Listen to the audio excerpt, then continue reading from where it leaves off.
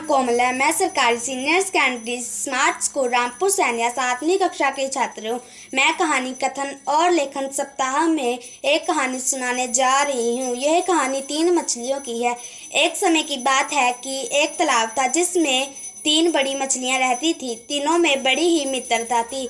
दोनों में अलग अलग तरह की कौशलता थी। पहली मछली बहुत ही समझदार थी। वह जो भी काम करती थी अपनी समझदारी से करती थी।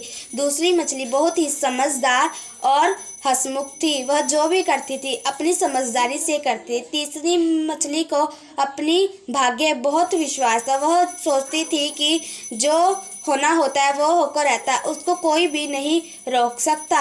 एक बार की बात है कि पहली मछली पानी में खेल रही थी। तभी उसने 2 मछुआरों की बात सुनी। पहला मछुआरा दूसरे मछुआरे से बोल रहा था कि इस समुद्र में बहुत सारी मछलियां हैं, कल हम आएंगे और इन मछलियों को लेकर चले जाएंगे। पहली मछली ने जो कुछ भी मछुआरों की बात सुनी जाकर अपने मित्रों से कही। तीसरी मछली बोली, चलो हम यहाँ से चले जाते हैं।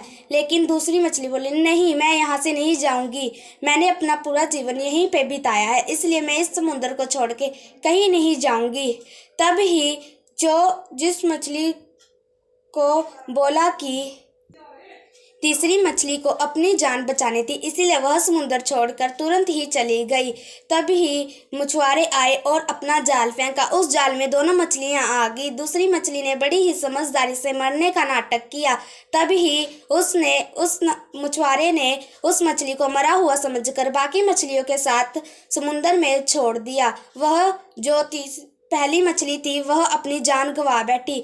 जो जैसा सोचता है वैसा ही बन जाता है। धन्यवाद।